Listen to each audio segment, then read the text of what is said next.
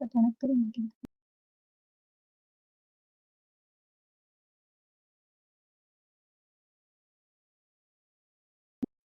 Start பண்ணிக்கலாம் sir. Good evening, respected professor, and good evening, Dr. Guru Santhiya madam, and my dear students. I welcome you all to a very important section of ANAESTHESIA online academic activities for the DNB students, and not only for railway anesthesia students, and we have students joining us from several other institutions also. I welcome you all.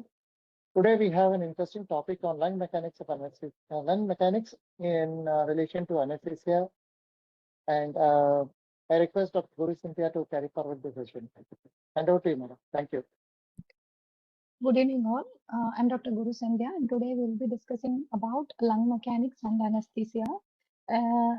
As I'm aware that Dr. Nagasamy sir has taken some of the points which I'm about to cover already, but in view of completing what I have started, I would like to discuss discuss it as a whole, which will comprise of anatomy of the respiratory system, the physiology, ventilation, perfusion, how is the lung mechanics, the complaints and the resistance of the respiratory system, how is the lung volumes and capacities going to affect the oxygenation and the respiratory physiology, what is the equal pressure point, and what are the control of breathing, what are the changes under anesthesia you can expect in terms of respiratory system, and what is the effect of anesthetic agents on the respiratory mechanics, and a few note on hypoxic pulmonary vasoconstriction.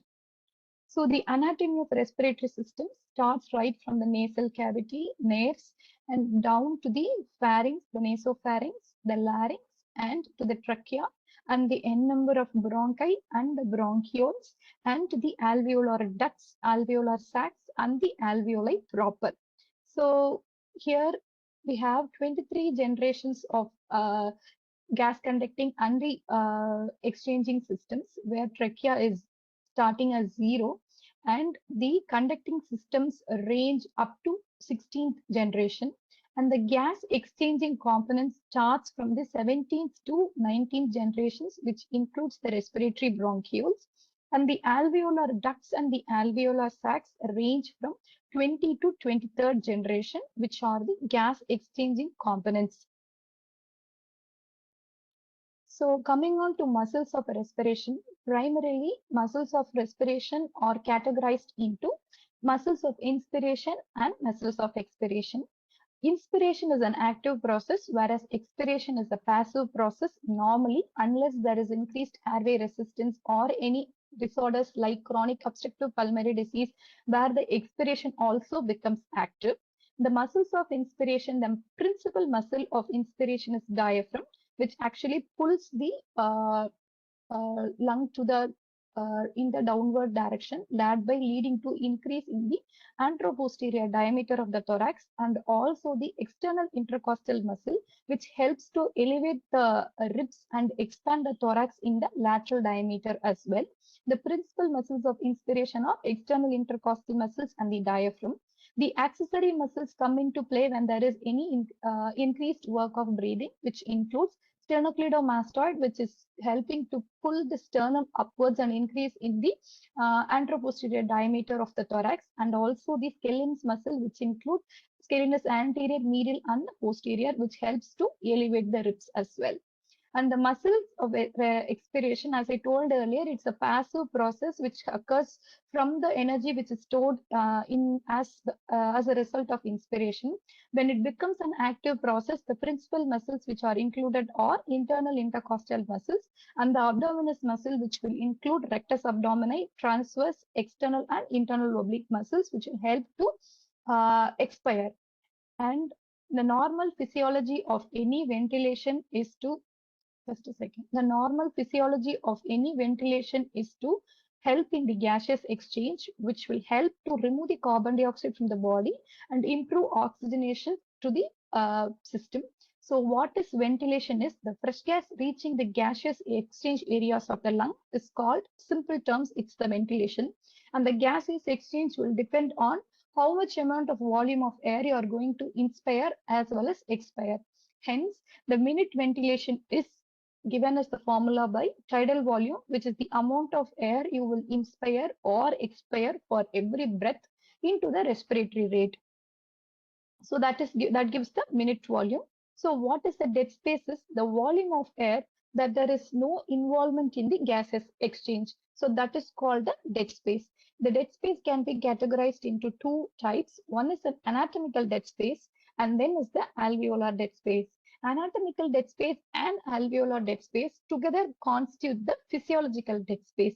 So what is the anatomical dead space is any volume of air that is remaining in the airways and not participating in the gas exchange is called as a dead space. So totally, if you inhale 450 ml of air, when the 450 ml of air is inhaled and reaches the alveoli, the remaining 150 ml of air is retained in the conducting systems itself and not participating in the gaseous exchange. And this part is called as the anatomical dead space, which is 2 ml per kg, and it can be determined by Fowler's method, where one will inhale 100% oxygen and exhale into a analyzer to see how much amount of air is containing nitrogen and how much is the oxygen. There will be phase 1, phase 2 and phase 3, which will help us to determine the anatomical dead space. This anatomical dead space changes with change in the bronchial tone, the head and neck movement, the presence of an endotracheal tube. Suppose if the bronchial tone is bronchus is dilated and the bronchus has so much of air to accommodate, then the dead space is increased. Suppose if the bronchial tone is decreased, then the dead space is decreased. If the neck movements, if the head is extended and the passage through which the air must go is increased, then obviously the anatomical dead space is increased. In case of an endotracheal tube, all these areas are bypassed, then the anatomical space becomes decreased. So then what is an alveolar ventilation is how much amount of fresh gas is reaching the alveoli to take part in the ventilation, and perfusion effectively is called as the alveolar ventilation. So as we have seen earlier, this anatomical dead space did not take part in the gaseous exchange. Hence, alveolar ventilation is given by the formula respiratory rate is into tidal volume minus dead space. Suppose if 450 ml is the tidal volume and 150 ml is the dead space, the alveolar ventilation which is taking part, which is reaching the alveoli to take part in the ventilation will be respiratory rate into 450 minus 150, which will be around 300. And what is an alveolar dead space is when a lung is ventilated, but it's not perfused well. That is called as a alveolar dead space. So when the lung is ventilated well, but it is not perfused, then it becomes a alveolar dead space. When the lung is not ventilated at all, but it is perfused, that becomes a shunt, which we will see at the later stage. So as you can see in this is a normal lung. This is a conducting zone and hence it is an anatomical dead space. Here in both areas, there is effective ventilation and perfusion which is happening, and hence it is a normal lung. In case of a pulmonary embolism, what happens is this is not perfused because of pulmonary artery occlusion or pulmonary embolus or whatever reason may be. If the particular area is not perfused well, then that becomes an alveolar dead space. Up until here, it is the anatomical dead space. After here, this becomes an alveolar dead space because that part of the alveoli is not perfused. The same thing happens with COPD changes. The alveoli itself is damaged, or the airway resistance is increased, or the basement membrane is itself is eroded or inflamed because of a chronic inflammatory disease airway, then that also does not effectively take part in the ventilation, and that also becomes an alveolar dead space. So coming on to compliance and resistance, what is the compliance is? Compliance is simply how much amount of volume change is happening per unit change in pressure is what is called as compliance. The compliance of the respiratory system can be taken as total compliance of the respiratory system, and it can be categorized into dynamic compliance and static compliance. So what is the respiratory system compliance is change in volume per unit change in the transpulmonary pressure. The descending pressure for any respiratory system will be transpulmonary pressure, and that is given as a transmural pressure. Normally, it is about 100 ml per centimeters of water. What is a static compliance is change in volume per unit change in pressure. The unit change in pressure is the transpulmonary pressure, which is the difference between the airway pressure and the pleural pressure in the absence of any flow. So When there is static, that is called as a static complaints. Any complaints or resistance, it can be because of a lung tissue complaints as well as chest wall complaints. So static complaints also consist of lung tissue as well as chest wall complaints. In case of a dynamic complaints, it is measured during normal breathing between 2 points of zero flow, one at the end of inspiration, another at the beginning of inspiration. At any point of time, because the dynamic changes in the airway resistance also is included, the dynamic complaints will be lower than that of the static complaints at any point of time. And dynamic complaints also consist of chest wall complaints, lung complaints, and it is determined by airway resistance because it is determined when there is airway flow. And the factors which affects the complaints are, the complaints is maximum when the patient is standing, and most of the values of our respiratory system will be normal or maximal when there is FRC. We'll see at the later stage why it is so. And it is decreased when the patient is elderly or in infancy, when the patient is supine, and it is high and low FRC, the complaints is decreased. When the patient is pregnant, when there is ARDS, when there is pulmonary edema, what does this complaints decreased means is you have to give more amount of airway pressure to reach the same tidal volume which you are reaching with lower pressures. So in case of decreased complaints, their driving airway pressure should be higher to reach the same tidal volume which you would achieve otherwise. So when our chest wall complaints decreased is in case of obesity, when there is chest wall edema, when there is pleural effusion, or when there is costovertebral disease, this chest wall complaints will be decreased.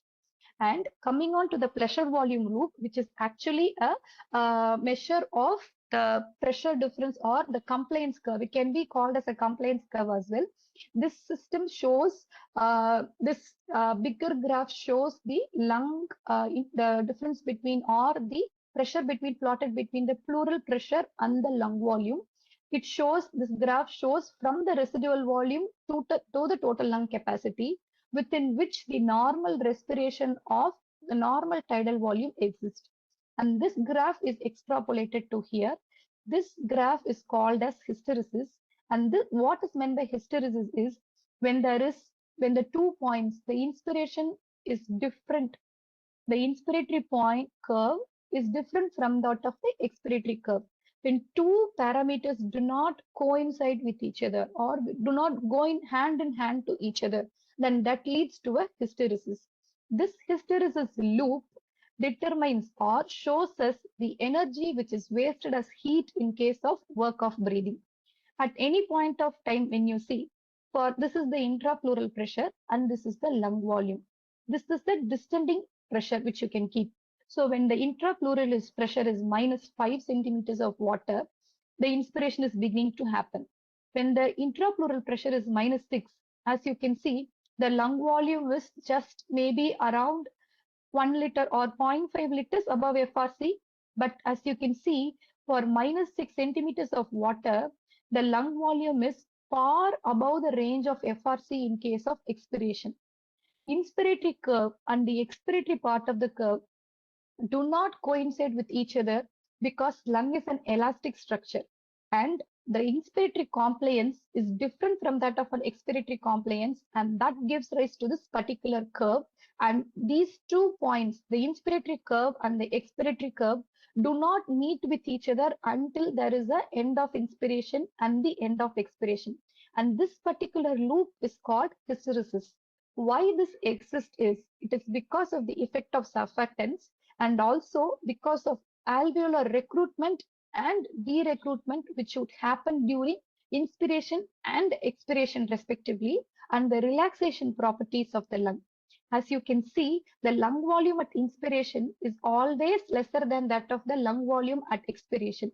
See, at minus 7 centimeters of water, the FRC is somewhere, the lung volume is just say somewhere around 1 liter or 1.5 liters above FRC. For the same minus 7 centimeters of water, the lung volume is far above the level of FRC. So this is because of changes in the inspiratory and expiratory compliance, and also the alveolar recruitment and derecruitment and the properties of surfactants. So this is also a compliance curve wherein the distending pressure or the pleural pressure is given as minus 5.0 and it is in kilopascals, 0.51, 1.5 and so on. And here is the volume change. So as you can see, this is the normal lung. This is the green one, which is the normal lung. The distending pressure is 0.5 to 0 to 0.5 and 0.5 to 1. As you can see, the compliance curve is for 0.5 to, when there is 0, it is around 1.5 liters. When there is 2, it is somewhere close to 4 liters or 4.5 liters. So within the distending pressure of 2 kilopascals, the volume has reached up to 4 liters in case of a normal lung or even 6 liters in case of a normal lung. The normal lung will have, the curve for normal lung is vast because the physiology, like whenever you do exercise or whenever there is a flight and flight response, the distending pressure must be small for you to exert to greater volumes. So hence, the normal lung compliance curve occupies a wide range.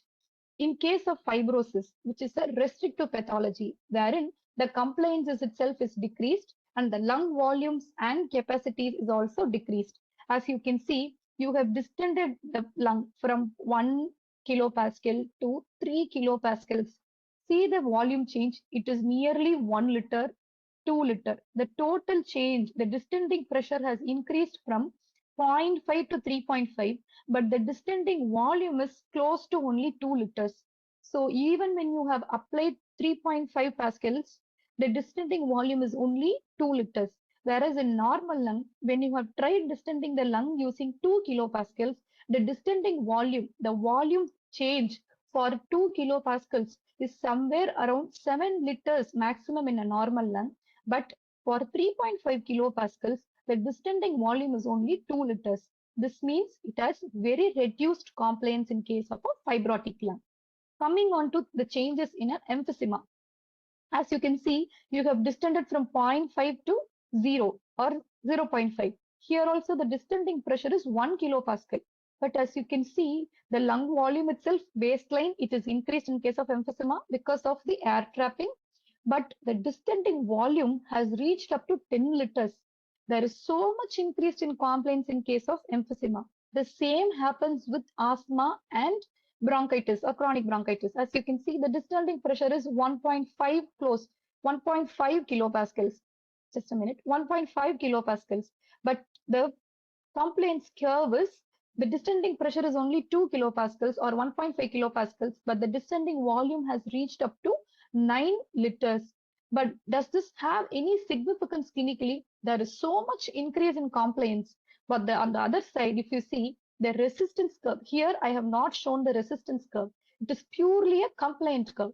Since because the complaints is so much, it doesn't mean any clinical benefit to the patient who has emphysema or asthma because their innate respiratory system resistance also is increased, and that will affect the gaseous exchange and that will impair the ventilation and perfusion and lead to VBQ mismatch inadvertently because of their disease progress. Okay. So coming on to the pressure volume relationship for a normal lung. So what is the transpulmonary pressure is, as I told earlier, it is the airway pressure minus the pleural pressure. So normally the airway pressure is equal to the atmospheric pressure. We can either keep it as 760 millimeters of mercury or as 0 reference range. As one can see, because of the effect of gravity and the lung shape which is accommodating into the thorax and the lung density which is lower at the bases, and because the lung is crowding at the base, the lung base has more positive pleural pressure than the lung apex. I will repeat, because of the lung shape which is accommodating into thorax, because of the lung volume or density which is lower at the bases, because of crowding of lung tissue at the bases, it has given a positive pressure or a more positive pressure compared to that of an apex in case of lung, and also because of effect of gravity. As one can see, the transpulmonary pressure is the difference between the airway pressure and the pleural pressure. Here, the pleural pressure at the apex is minus 10 centimeters of water. Because of the reasons which I told, The pleural pressure at the base is minus 2.5 centimeters of water. It is less negative at the base and more negative at the apex. In other words, it is more subatmospheric at the apex and less subatmospheric at the base. Am I clear up until here? So it is less subatmospheric. Suppose you keep here. Suppose it is minus 4 millimeters of mercury. Here the pressure will be 760 minus 4. It is 756 millimeters of mercury here and somewhere around 759 millimeters of mercury here. It is an arbitrary value and it is not definite. What I'm trying to say is it is more negative, more subatmospheric at the apex because of gravity and the reasons which I listed below. And this is a pressure volume curve. For any elastic tissue, such as lungs, the curve will be curvilinear like this, and the compliance curve will be curvilinear. What happens is, because the pleural pressure is more negative at the apex, the airway pressure is 0. So the pleural pressure is minus 10 centimeters of water. 0 minus 10 centimeters of water becomes, just a second. 0 minus 10 centimeters of water becomes plus 10 centimeters of water. So the transpulmonary pressure, the distending pressure is 10 centimeters of water at the apex, whereas it is 2.5 centimeters of water at the base. Am I clear till here? Anyone can at least type in the chat box, only then I'll move to the next, because this becomes a very important point for you to understand.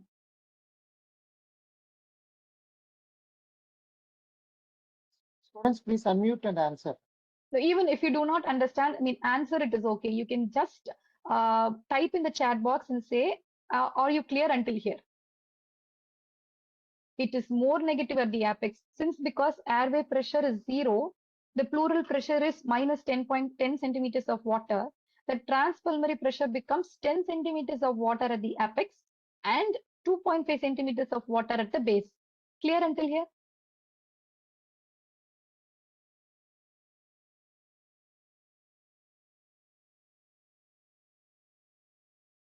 Okay. So thank you, Vidya. Okay. So the next is, so this is the compliance curve or a pressure volume curve. What, I'm trying to give us an example. I have taken the balloon myself.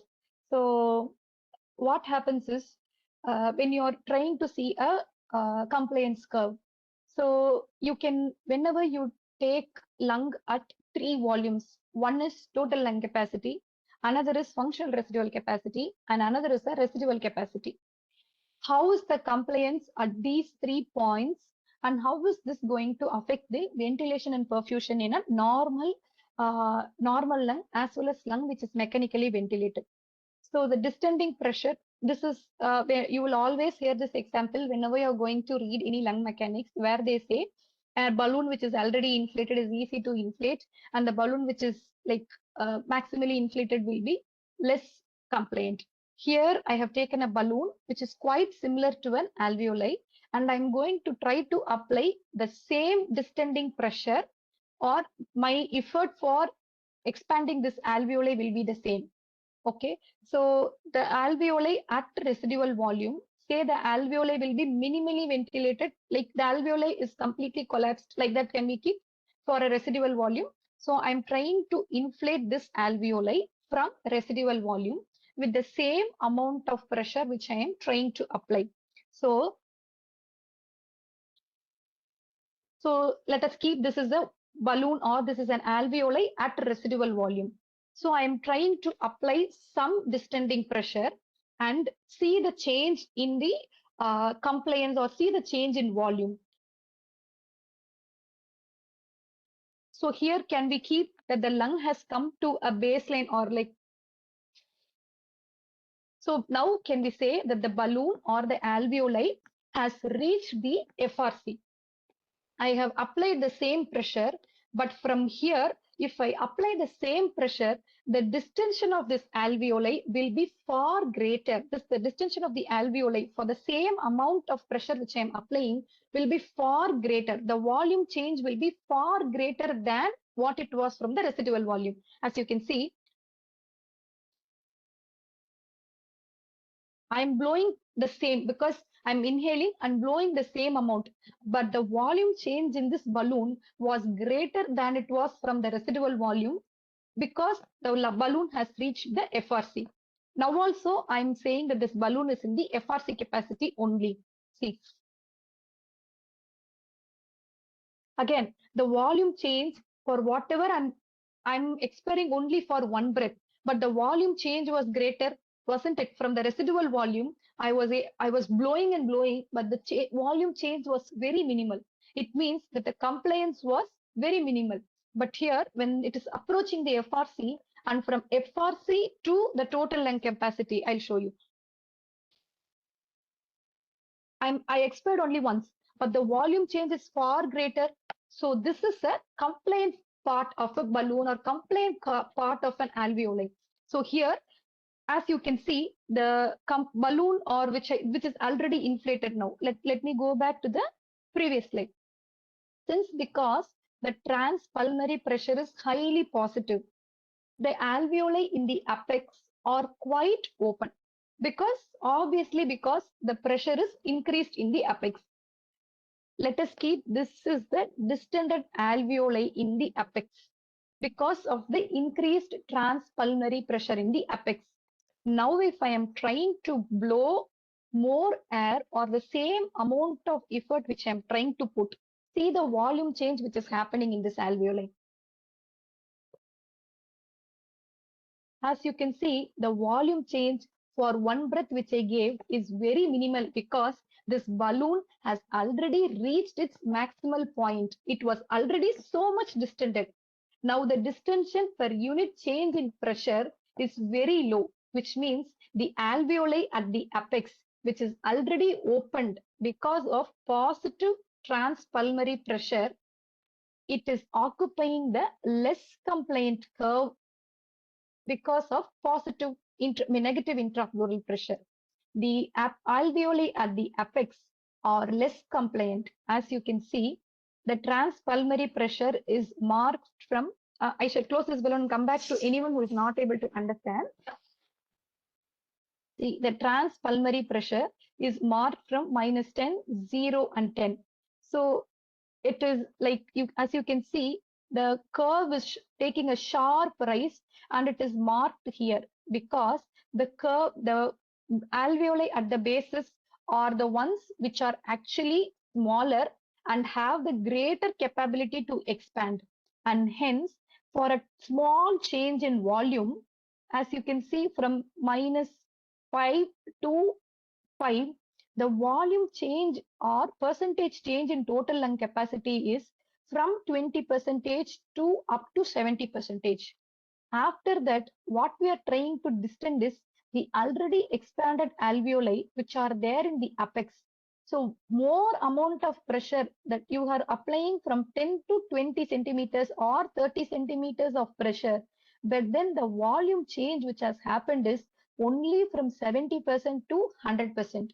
That is meagerly only 20% of the volume change has happened for 20 centimeters of water. But as you can see, from 0 to 10, more than 50% of volume change has occurred.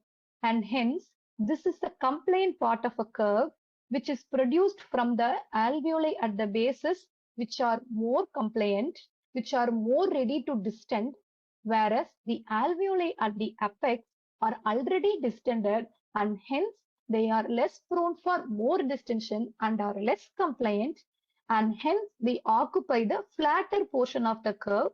The greater amount of pressure you apply, the volume change which is brought about by the distending pressure is much lesser when you reach the apex, and it is much greater when you reach the bases. As you can see, this is the same pressure and volume is given at the x and y axis. So pressure and volume relationship, as you can see, you have distended from 0 to 10 centimeters or up to 15 centimeters. The percentage change is up to 80% for 15 centimeters of water. Whatever you have tried to distend from 15 centimeters of water to 30 centimeters of water, the percentage change is only from 90 to 100, which means that already distended alveoli are less compliant and you need to apply more pressure for a smaller unit change in pressure. The alveoli at the FRC are more compliant because I was applying only the same pressure, but the distension was greater when the alveoli was of the FRC. This is the same thing, and what they have given is the alveoli at the basis, the alveoli at the midzone, and the alveoli at the apex. The alveoli at the apex are already well distended, and hence they are less compliant because, as I have shown earlier, no, the balloon is already full. Whatever you want to fill it extra, you need to apply more pressure. When you are applying more pressure for unit change, it means they are less compliant. Because the alveoli at the bases are just shrunken, they have surfactants, they won't close. So they won't, obviously alveoli will not close, they'll tend to close, but the surfactants will prevent them from closing, and the end expiratory pressure which you are applying will prevent them from closing. Just a second. Prevent them from closing, and hence alveoli at the bases are very much compliant than the alveoli at the apex. I hope I'm clear till now, and I'm moving to the next part, which is the distribution of ventilation. The same thing, because the distending transpulmonary pressure is greater at the apex, whenever there is normal breathing, the apex is well ventilated than the bases. And it is also less compliant. One must always understand it is less compliant. And the bases have the greater potential to expand, and hence they occupy the steeper portion of the curve. The steeper portion is occupied by the bases, steeper portion of the curve. And I'll tell it here itself, since what they are trying to say by this is the airway pressure is 0, and the intrapleural pressure, if it's becoming positive at any point of time, this intrapleural pressure will tend to collapse the airway, and at the basis, the airways may collapse and lead to decreased in perfusion in case of a normal ventilation.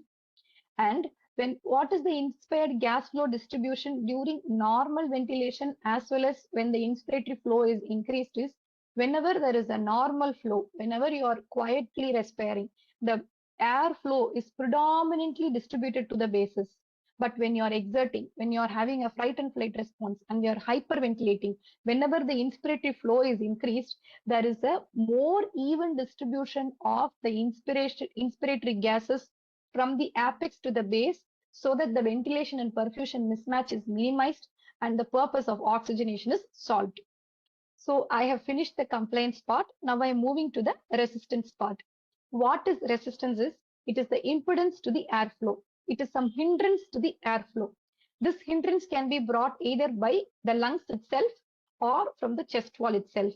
And this component is given from the nasal cavity down to the lungs. So it is like from the airways to the lungs.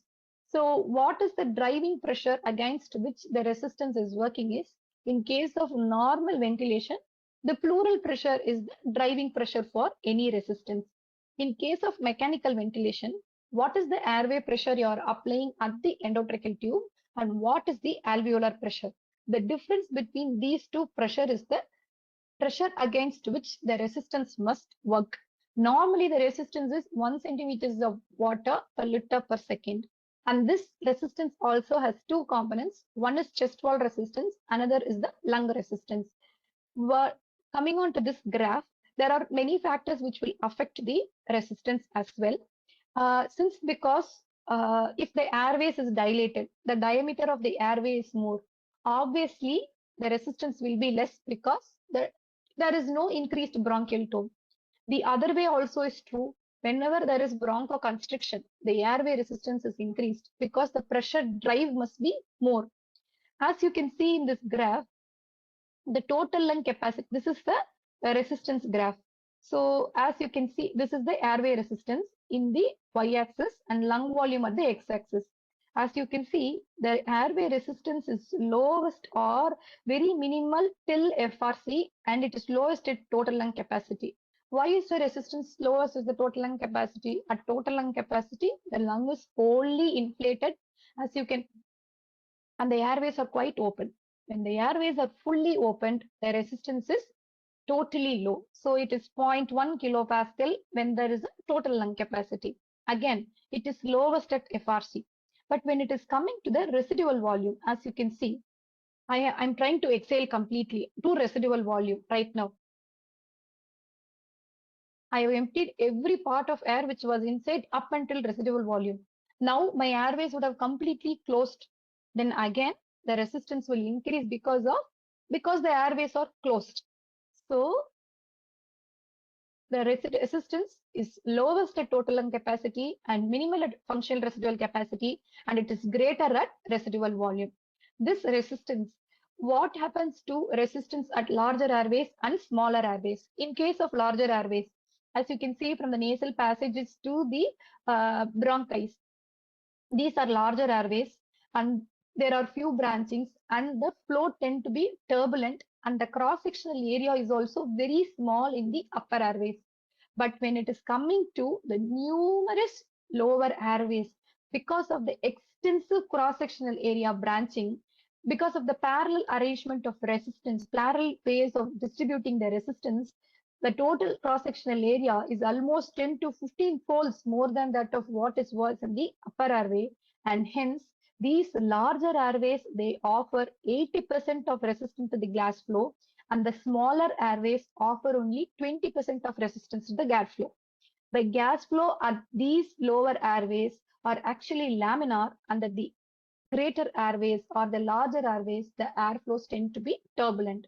Whenever you are giving an endotracheal tube, if you are giving a 7 centimeter and 7 size endotracheal tube, the pressure will be somewhere around 8 centimeters of water liter per second. When you are giving an 8 size tube, it will be 5 centimeters of water per liter per second. So that is why they say whenever you are trying to introduce a endotracheal tube, though this may not like grossly signify a clinical importance, but if you use a 4 size endotracheal tube for an adult, then obviously the airway resistance is going to be very higher because you are giving a smaller size diameter tube for a larger size airway. So hence they say you use a larger size or an appropriate size. To be precise, it is an appropriate size airway for the particular person. If the child is somewhere around, they will tolerate only 1 or 2.5 or 3 size tube, you give them a 3 size tube.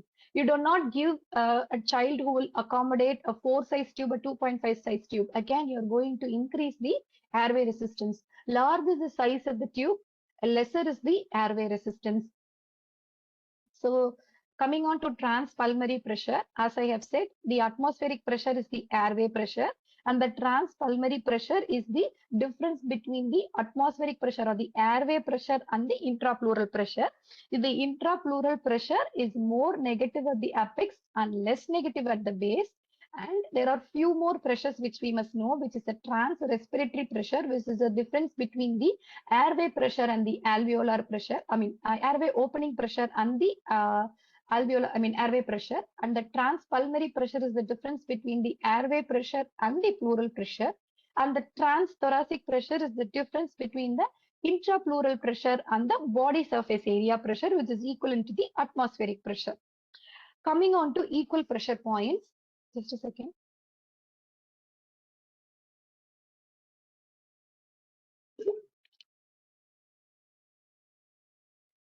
So equal pressure point, one must understand the normal ventilation and then we will come to this equal pressure point. At any point of time in a normal ventilation, one can see, just forget these values, the intrapleural pressure at the basis somewhere will be 0 or 1 like that, and the airway pressure will be 0 in a normal inspiration and expiration. Now I'm talking about, forget these values which are written here. So this intrapleural pressure is somewhere around 1 centimeters of water and the alveolar pressure will be 0. So whenever you're actually expiring, this alveolar pressure, if it is 1 centimeters of water, it will, whatever pressure is there in the alveoli, it will try to equate to the airways. So this airway pressure, it is noted as the bronchial pressure or PBR, and the intrapleural pressure is noted as PIP, which is intrapleural pressure. So here, if it is 1 centimeters of water, and in the alveoli, if it is 1 centimeters of water, and it is trying to equate somewhere around the airway, it will be 0.5, 0.8 here, 0.5 here, and it will reach 1 somewhere around here. This bronchial pressure is the pressure which is actually trying to open the airway, keep the airways open, and intrapleural pressure is the pressure which is actually trying to close the airway from the outside. So when this intrapleural pressure is reached, or intrapleural pressure is reached in the bronchus, this intrapleural pressure will try to close the airway above the point of equalization. This is the equal pressure point, the point where the intrapleural pressure is becoming the airway pressure. That point is called the equal pressure point. And normally, when we are trying to exhale, this equal pressure point will happen at a point when there is a cartilaginous support, or in the more proximal airway, say when there is a cartilaginous support, like in case of a main bronchus, or in case of proximally, it will try to happen. So this is a normal quiet respiration and the pressures which are involved. Now we will see what happens when there is a forced expiration. Normally, what I have told before, so in case of forced expiration, the intrapleural pressure and the alveolar pressure will become positive. In case a normal person like myself is trying to forcefully exhale, the alveolar pressure is somewhere around 20 centimeters of water, and the intrapleural pressure is more positive because I'm applying more force. I'm giving a positive force to the expiration. So when I'm giving a positive force to the expiration, the intrapleural pressure also becomes positive, and the alveolar pressure also is positive. I will repeat again. The bronchial pressure is the pressure which is trying to keep the alveoli open, and the intrapleural pressure is trying to close the alveoli from the outside. So this alveolar pressure will try to dissipate across the airways, and it will reach somewhere around 18, 16 and 15 here. So this point and this point are equal, and hence above this intrapleural pressure will try to close the airway above this. But since this has a cartilaginous support, this airways will not close because they have a cartilaginous support. If it was a collapsible airway like lower airways, they will tend to close. So this intrapleural pressure is equalized at a distal point from the lungs, or more proximal in the airways in case of a normal person who is trying to forcefully exhale. The difference between the intrapleural and the bronchial pressure is called as the trans-airway pressure.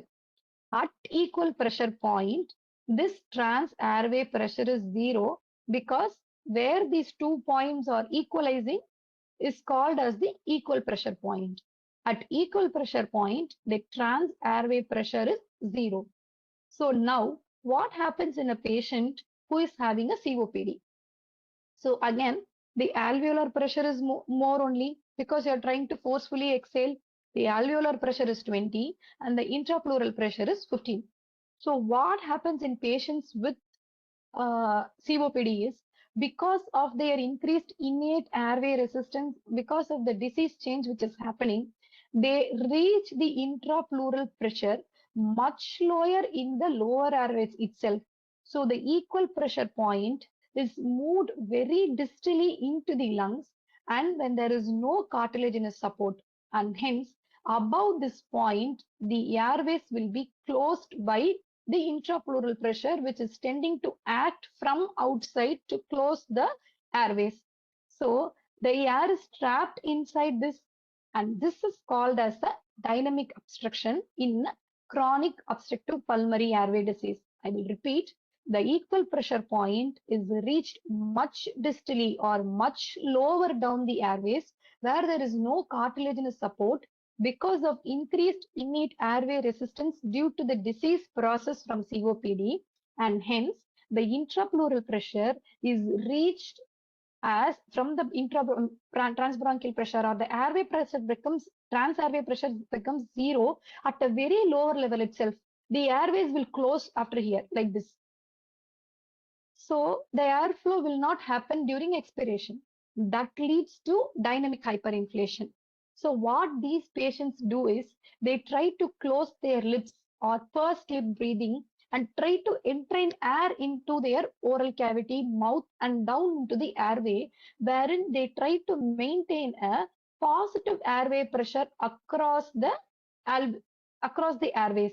Hence, because of the positive airway pressure which is applied from the mouth, this dynamic airway collapse, which should have otherwise occurred, is moved still distally where there is a cartilaginous support, or the airway closure, which would otherwise normally occur where there is no cartilaginous support, will occur actually slightly distally, like a normal person when they do a pursed lip breathing, because they are applying a positive pressure from the mouth.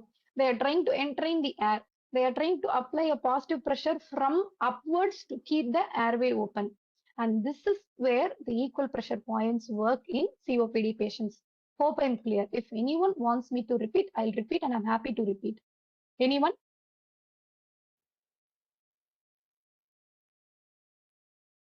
Am I clear? So this equal pressure point will be asked Any in student exam. wants to go back to this concept, it is very important for anesthesia. Why Even did in we apply vivas, FEB? you will be asked, whenever you get a COPD patient, you will be asked to explain what is equal pressure point and why they do a first lip breathing. If anyone do not understand, I mean, maybe I'm speaking in terms which you may not be able to understand. I'm happy to repeat again.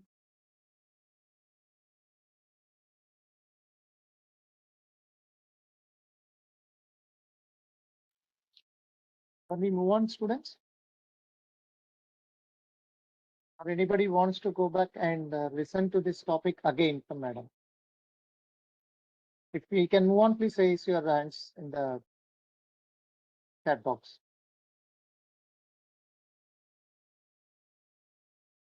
Okay, see, uh, what is equal pressure point is the point where, see, what is the bronchial pressure is the pressure in the airways, and what is intrapleural pressure is the pressure in the pleura.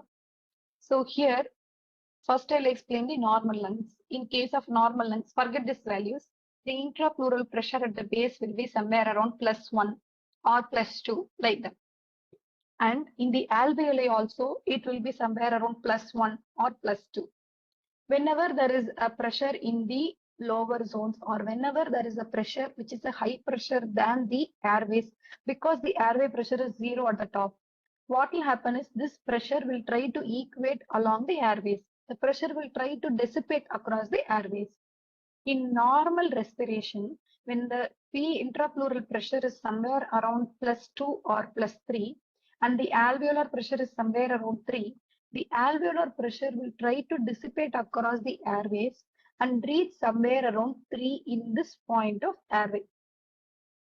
Because there is cartilaginous support, whenever you have a support for the airways, like in larger airways where there are cartilage, even if there is pressure from the outside which is trying to collapse the airways will not collapse because there is a strong support from the outside, which is the cartilage. Suppose if you take, as in case of a forced respiration which you are doing in case of a normal lung. So this is a normal lung wherein you are trying to do a forced expiration. This intrapleural pressure will try to close the airway from outside, and the bronchial pressure is the one which is trying to maintain the airway open. When there is a P alveolar pressure which is +20, because it is a forceful expiration. In normally itself COPD patients, it's a forceful expiration only because they are obviously their expiration is affected in case of COPD. So they will do a forced expiration only. So when a normal person is doing forced expiration, what happens is, suppose you say the intrapleural pressure is +15. The alveolar pressure is somewhere around +20. And the alveolar pressure is equating. It is dissipating from the alveoli into the airways. So from 20 to 18 to 16, and it has reached 15. So this intrapleural pressure is trying to close this airway. But here, even if the intrapleural pressure acts to close this airway, this airway will not completely collapse because there is a cartilaginous support. There is support from outside which is preventing it from complete closure in normal patients. Take in case of COPD patients. This intrapleural pressure is same. The alveolar pressure is also same, but their airway has got increased resistance. So this pressure is equated at a much distal point close to alveoli where there is no cartilaginous support to the airways. These are smaller airways. What happens is this intrapleural pressure is reached at a much distal point close to the airways. Suppose say 18th or say 17th generation itself. So what happens is this intrapleural pressure will close this airway after this neutralization because the pressure acting from here it become 10. So that this pressure is lesser than that of this pressure. Hence, the airway is closed at this point in case of COPD patients because it is reached much distally or much closer to the alveoli. When the airway is closed during expiration, there is no way that the air which is there in the alveoli is moving out of the alveoli. Whenever there is closure of airways and there's entrainment of air inside the alveoli, that is called as a dynamic hyperinflation or a dynamic obstruction. This dynamic obstruction can be moved further down when you actually apply a positive pressure from the upper side or from the mouth side. What these patients with COPD do is they close their mouth and do a pursed lip breathing and they entrain air and they try to breathe with that entrained air. So they are applying a positive pressure from this point and trying to entrain air and trying to maintain a pressure which is more positive. The 15 will be somewhere around here. So they are trying to move this equal pressure point to somewhere proximally near the mouth or near the upper airways where the airways will not collapse whenever this equal pressure point is reached. Equal pressure point is nothing but when the pleural pressure is reaching the bronchial pressure, when the both pressures are equal, that is called equal pressure point. It is much proximal to mouth or upper airways.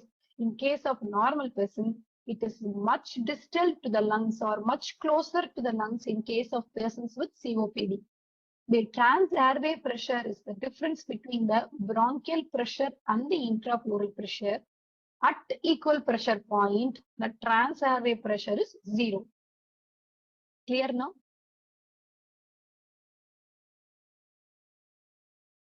Okay. So what happens to the perfusion in respiratory system is the perfusion in the respiratory system or to the lungs is a low pressure system and it has got a pulsatile capillary flow, whereas the systemic capillary flow is not that pulsatile and the hydrostatic pressures are quite lower. So whenever there is increase in pressures like in case of pulmonary edema, there is a extensive leak from the capillary side and they have got a very thin membrane for gases exchange. Coming on to West zones which are involved in perfusion, the West zones are categorized into 1, 2, 3 and 4. In case of zone 1, which exists in case of a mechanical ventilation where the alveoli is greatly distended such that the alveolar pressure is greater than that of the pulmonary artery pressure, which is again greater than that of the venous pressure. Whereas in zone 2, the pulmonary artery pressure is greater than the alveolar pressure, and zone 3, the venous pressure also becomes greater. This is because of the distension of or the blood weight of the blood in the zones, lower zones, which will lead to increase in the venous pressure, which is more than the alveolar pressure because the alveoli at the bases are actually more compliant but are distended very less, during the zones, and hence the zone 2 and zone 3 only determines the effective ventilation and effective perfusion, whereas the zone 1 will lead to ventilation and perfusion mismatch. And in zone 4, as you can see, there is existing an interstitial pressure. This is because of the weight of the lungs which has distended so much into the lower zones. the interstitial pressure will be greater than that of the pulmonary pressure, which is again greater than that of the pulmonary venous pressure, which is again greater than that of the alveolar pressure. So the distending pressure in zone 2 is the difference between the pulmonary arterial pressure and the alveolar pressure, and the distension pressure in the zone 3 is pulmonary arterial pressure minus the pulmonary venous pressure. And coming on to work of breathing, what is work of breathing is whatever amount of effort you put to inspire and expire. Whenever, as I said earlier, inspiration is an active process, whereas when there is no disease process, expiration is passive. So whatever amount of pressure you are applying to generate a tidal volume is called the work of breathing. It can again be classified into elastic work, which is actually done to the lung always tend to recoil. The lung always tends to collapse. So what is the amount of pressure you are applying to expand the lungs is called as the elastic work. And what is the resistive work is which is done to overcome the airway resistance and the other frictional forces. And what is the where you can see this work of breathing curve is the transpulmonary pressure curve. And this, as we have seen earlier, right? This is the complaints curve. As one can see, inspiration is active and expiration is passive. Here, in case of inspiration, your inspiratory muscles work. You do an active process, and expiration is passive. Whatever amount of potential energy which was stored to overcome the recoil forces or elastic forces of the lung is lost as heat during expiration, and expiration becomes a passive process because of the potential energy which is lost during expiration. So as you can see, this graph, this is the elastic work which was done. This whole thing is the work of breathing which is necessary to overcome the elastic forces. And this is the resistive force or the resistive work which is done during inspiration. As one can see, you have this whole area is the elastic inspiratory work. This expiratory work actually occupies the inspiratory curve itself. So this part of the curve which is lost, just a second. This part of the curve, which is this part of the shaded curve is the expiration, but this is the potential energy which is lost, which was stored in the tissues during inspiration and is lost during expiration. So what will happen in the case if there is an increased airway resistance during breathing or when there is a COPD like that? So this is a normal graph. The intrapleural pressure is -7 centimeters of water, and this graph is normal. And this dotted point is the elastic work which is done during inspiration. So this is the elastic work which is done during inspiration, and this is the resistive force which was done during inspiration. Now, as you can see, the elastic work which is done during inspiration is increased far beyond, because you are applying more distending pressure for the same volume. So here the airway resistance is increased. So when there is resistance increase, there is increased work of inspiration. As you can see, this shaded curve is much more than the shaded curve. So there is increase in the airway resistance. The curve has tilted to the right, as you can see in the work of breathing curve. Suppose if you have a expiratory pathology, wherein this curve is the elastic inspiratory work. Okay, this is the elastic inspiratory work. This is the elastic inspiratory work. This patient must expire against resistance. So this part of the curve, this dark and black portion of the curve is the extra work which the patient has done. The patient has done an extra effort. The expiration has become active in this patient, and hence he has spent more energy in expiration, and that is shown by this curve. This has not occupied the inspiratory part of the curve. The patient has applied an extra force, extra work of breathing has been applied to expiration, and hence the curve is tilted to that of the left when there is an expiratory work which is needed. Okay. And coming on to control of breathing, the control of breathing usually has a central control, and there is inspiratory center as well as expiratory center.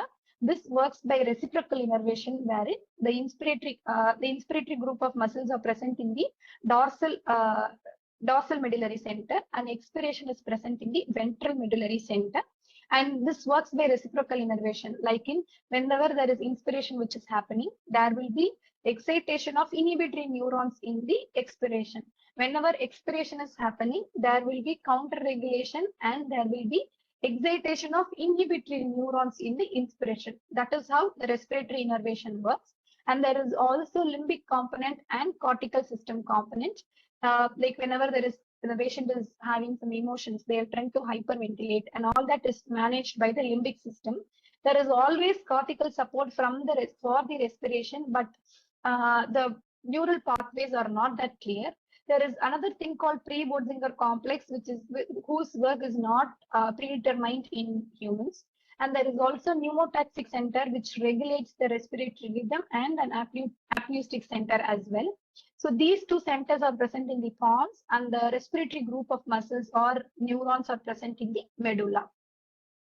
And coming on to reflexes which control the respiration, one is the central chemoreceptor, which is present in the ventral medulla. This is highly sensitive and it responds to the changes in hydrogen ion concentration and responds to change in the carbon dioxide which is present in the blood.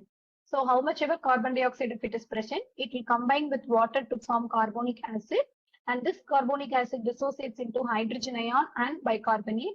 This hydrogen ion drives the central chemoreceptors and regulates in hyperventilating if there is hypercarbia, which is retained, and peripheral chemoreceptors, which are present in carotid body and aortic arches, which consist of two types of glomus cells, type 1 and type 2, which responds to hypoxia.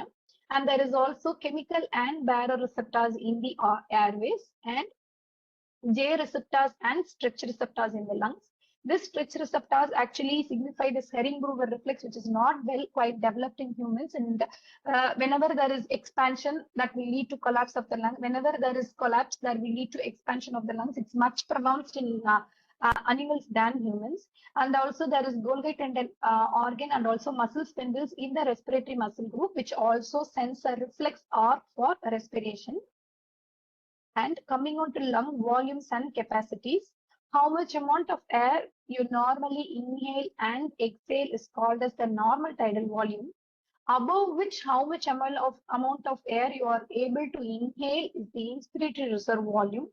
How much amount of air you are able to exhale after normal tidal expiration is the expiratory reserve volume. What is the amount of air which is remaining in the lungs after a deep inspiration followed by a maximal expiration is called the residual volume. Whatever amount of air you are able to maximally inhale and maximally exhale constitutes the vital capacity. Whatever amount of air which is remaining in the lungs after normal tidal respiration is the functional residual capacity.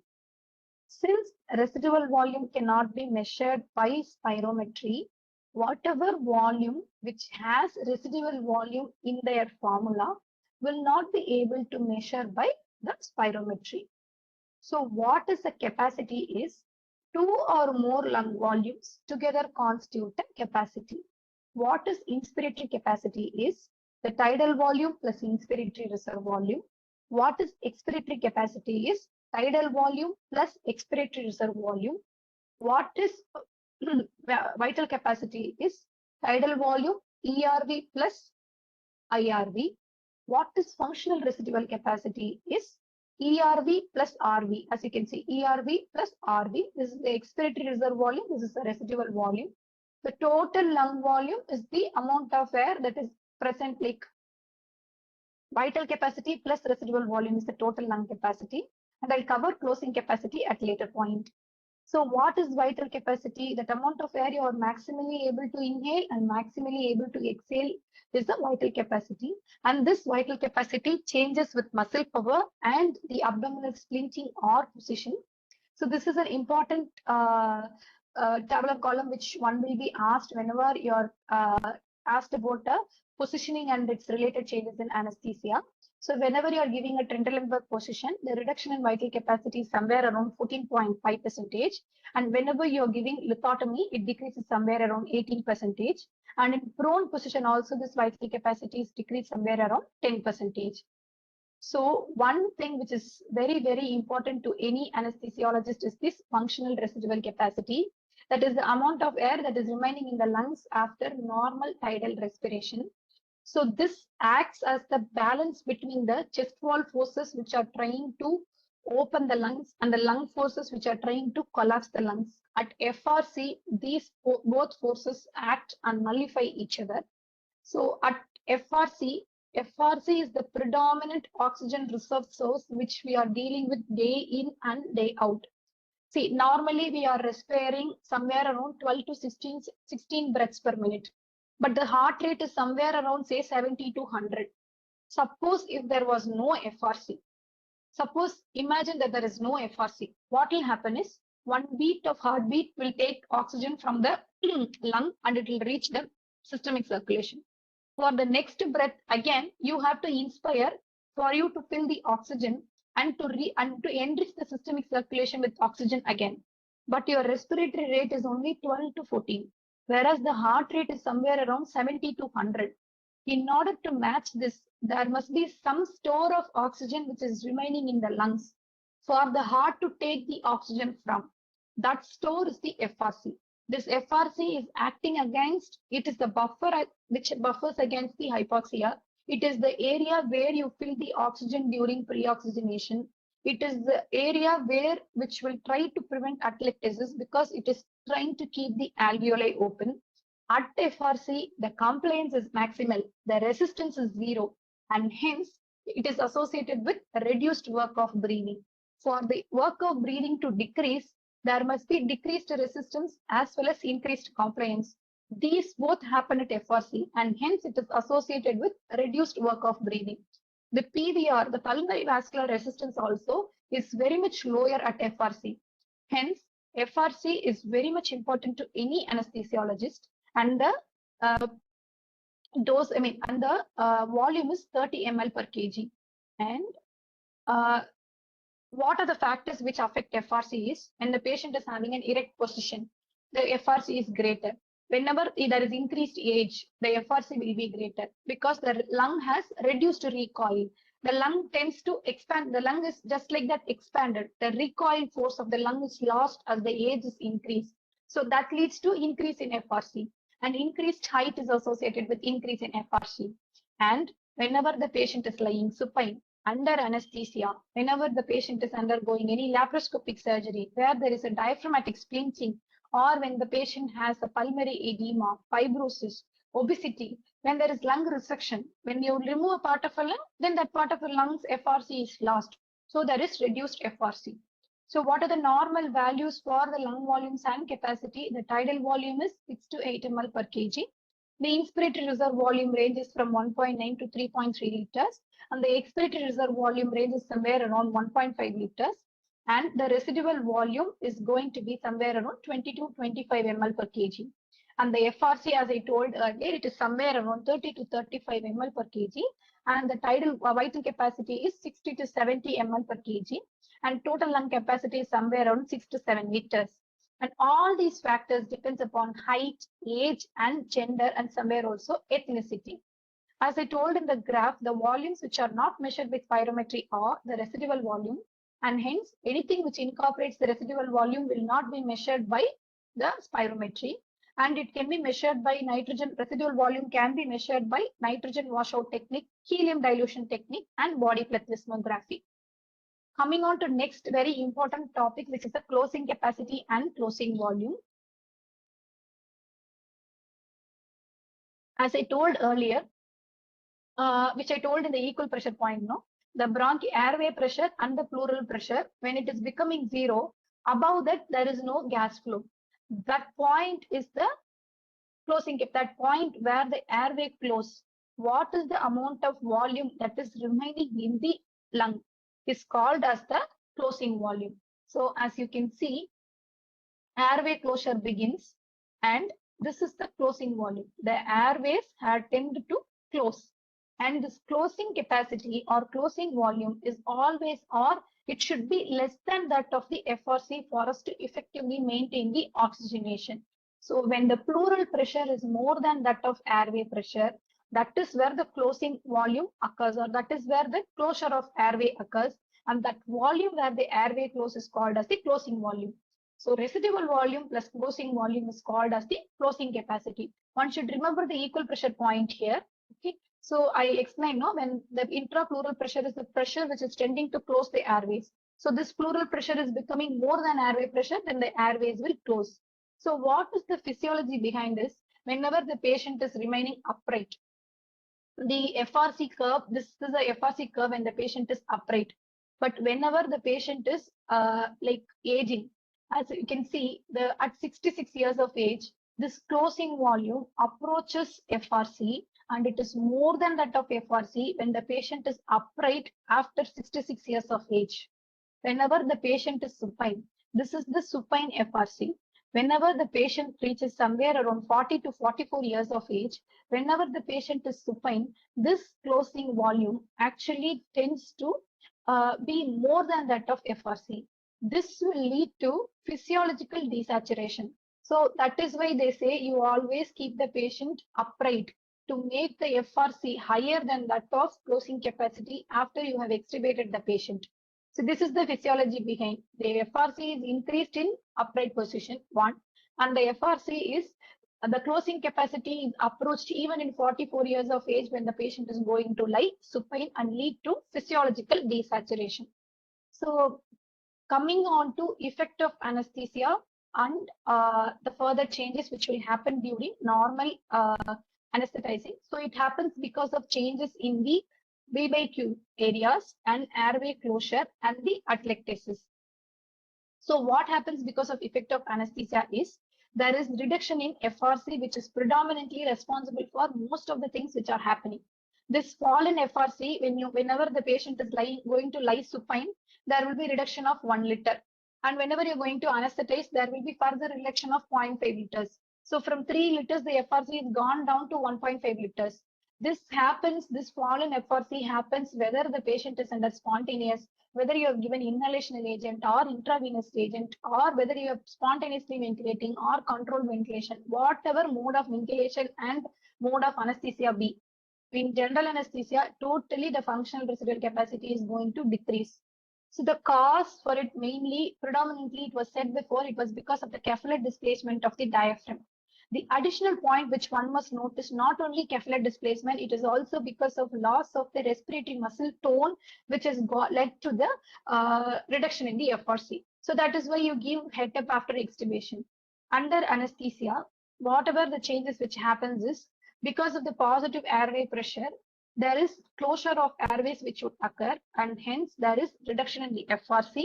And because the airways are tending to close, there is increased airway resistance, and compliance is reduced because there is further reduction of the FRC. Whenever the FRC is low, the compliance also is decreased. You need more pressures to distend the lungs. So static compliance of the total system comes down somewhere to 60 centimeters of 60 ml per centimeters of water. And there is further decrease in the compliance because of decrease in the FRC. And the resistance also is increased because of decrease in FRC only. And the increased airway resistance mainly is not, there are no studies which have actually said adjusted to ventilatory flow rate or ventilatory rate to see the increased airway resistance. What they have told it is purely because of increase, fall in the FRC, which has led to the increase in the resistance. So, and one most important point which one must notice after induction of anesthesia, whatever the choice of anesthesia may be, 15 to 20% of the lung is going for atelectasis, whether it may be spontaneous or whether it may be controlled ventilation. And it occurs in almost 90% of the patients undergoing anesthesia. Since because the dependent part of the lung is not well aerated and apex is more aerated, the bases tend to collapse more than that of the apex. In thoracic surgeries and in cardiopulmonary surgeries, the percentage of atelectasis can increase somewhere up to 50%. Though the percentage of atelectasis may not be higher in abdominal surgeries, the atelectasis lasts for around 7 to 8 days following abdominal surgery because of decreased effort of breathing from the patient and also because of diaphragmatic splinting from the pain. And this atelectatic foci can act as a foci of infection in the postoperative areas and can lead to postoperative pulmonary complications.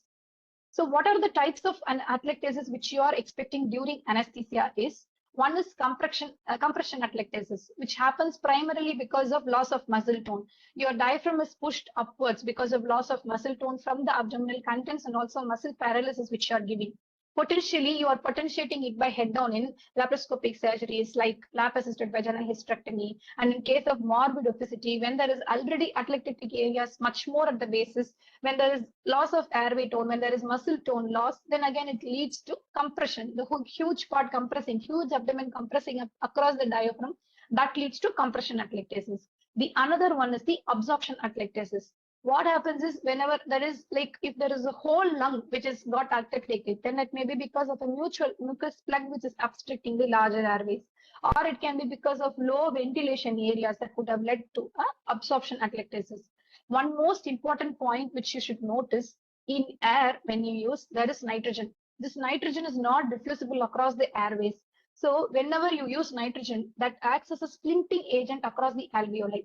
But when you use pure and highly inspired oxygen, whatever oxygen which was there in the alveoli will be taken up by the capillaries, and higher flux of oxygen, higher intake of oxygen will be there during anesthesia. So because oxygen has been dragged completely and there is no nitrogen which has got a splinting action across the alveoli, this alveoli will tend to collapse whenever there is absorption of oxygen, the alveoli will collapse. You are trying to ventilate, the alveoli will expand. Whenever there is uptake, the alveoli will try to collapse. That is called as absorption atelectasis. So how to prevent this atelectasis? Do you think any linear relationship exists between PEEP and oxygenation? No. Say you give 5 centimeters of water of PEEP, the oxygenation is increased by 10 millimeters of mercury. You keep 10 centimeters of water PEEP, the oxygenation is increased by 15. No, there is no linear relationship between PEEP and oxygenation. What they have found is, if your patient is a normal BMI patient, throughout the surgery, you can apply PEEP of 7 centimeters of water and you can expect a good oxygenation and also reduction in atelectasis in patients who have got a normal BMI. They have also studied PEEP of up to 10 centimeters of water to decrease atelectasis. But suppose if you keep more amount of PEEP, what will happen is, the lower areas, there will be, the alveoli will be greatly distended. So what will happen is that will compress the blood supply, that will compress the blood vessels to where there is decreased V by Q mismatch, or when there is decreased ventilation, the blood flow will be more. And also because of increased PEEP, there will be increased intrathoracic pressure, which will lead to decreased venous return. Both of which says that you should not use excessive PEEP, say 15 centimeters of water, 20 centimeters of water PEEP is not necessary to prevent an atelectasis which is happening during the intraoperative period. A PEEP of 7 centimeters is fine, and PEEP of 10 centimeters is fine for any patient who is a morbidly obese patient. So what is the recruitment maneuver is, a larger tidal volume maneuver or a vital capacity maneuver is okay to open up the alveoli which were atelectatic. So if you want to open up an airway, you need to close the valve up to 30 centimeters of water and apply pressure for somewhere around 7 to 8 seconds to open the alveoli. So if you want to reverse the atelectasis, whichever has happened, you need to close the APL valve and apply 40 centimeters of water for at least 7 to 8 seconds. Previously, they were advising for 26 seconds and all that. And this was one study which was done, and they have kept say 1.6 seconds as their time interval to see what time interval reverse the atelectasis by studying a computer tomography like CT they have done. So if you apply positive airway pressure of 40 centimeter of water for 7 to 8 seconds, it is enough to open up the alveoli which was already atelectatic and to prevent to reverse the atelectasis which was happened. So as I told earlier, this gas resorption is the reason for absorption atelectasis. So whenever you are trying to use more amount of oxygen, 100% oxygen during pre-oxygenation, you are not thinking of this absorption atelectasis, because during intubation you need to improve the margin of safety for you to have a airway secure during intubation. That time you are not thinking about whether I will use 100% oxygen or whether I will use 80% oxygen. It is always 100% oxygen, whether absorption atelectasis occurs or not. You need more PaO2 in the blood to prevent from hypoxemia from occurring. Suppose you have extubated the patient. Say you need the patient is desaturating. That time you can think whether to keep 80% of oxygen and to keep apply some positive airway pressure with amount of air that contains nitrogen, so the nitrogen can splint and act. So whenever you are having a tidy situation wherein you have extubated, you want to apply some positive airway pressure also. That time you can think of reducing the FiO2 and applying a positive airway pressure of 10 centimeters of water or 15 centimeters of the water if patient is obese or so, and then you can try increasing the oxygenation. But for pre-oxygenation, you do not think twice, you always oxygenate with 100% of oxygen for you to have an increased margin of safety. So whenever you have maintenance of muscle tone, like IV ketamine, which maintains the muscle tone, they have favorable respiratory mechanics like maintenance of oxygenation and so on, and hence maintenance of muscle tone with diaphragmatic stimulation was tried, but that was invasive and that did not prove any clinical benefit, and hence it is not necessary for any routine practice of anesthesia. So what happens during anesthesia is airway closure occurs, and it leads to why airway closure occurs is because of reduction in FRC. The airways are tending to close because that leads to low V by Q in the non-atelectatic lungs. So the closing volume minus the ERV or the airway closure above the FRC, whatever the volume which will be there, it is actually increased under anesthesia. So this is the FRC curve for under anesthesia, and this is the closing capacity. As you can see, the closing capacity is reached for even at 30 years of age when the patient is going to be under anesthesia. For patients under anesthesia, the FRC and closing capacity reaches at somewhere around even 30 years. So you need to remember that the airway closure also occurs at far lower point down the grade when there is under anesthesia. So how is the distribution of ventilation happens during anesthesia is the non-dependent areas are ventilated better. Suppose if you keep a lateral position, the lung which is non-dependent gets a better ventilation. Suppose if you have supine position, the lung at the apex are ventilated better than lung at the base. So because the lung at the apex are ventilated better, that leads to increased alveolar pressure. This increased alveolar pressure leads to zone 1 areas in west zone when the patient is under anesthesia. So how to prevent this? Whenever you apply a recruitment maneuver, only then the dependent area ventilation will increase. Otherwise, the dependent areas are collapsed.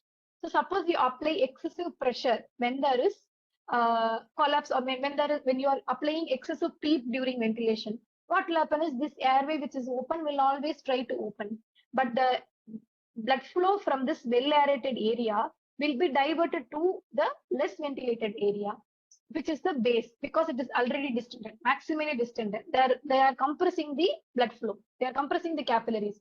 So because the dependent portion is not ventilated better when you apply excessive PEEP, that will lead to V by Q mismatch. Hence, optimal PEEP is advised and recruitment maneuver is advised.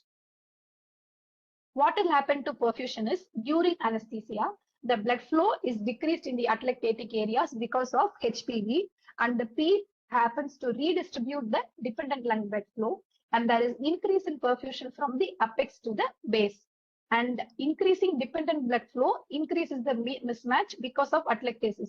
If you increase the dependent lung blood flow in an atelectatic lung, the lung is not ventilated, the lung is atelectatic, but you are increasing the blood flow. If you are increasing the blood flow to the dependent lungs, then the mismatch is going to increase.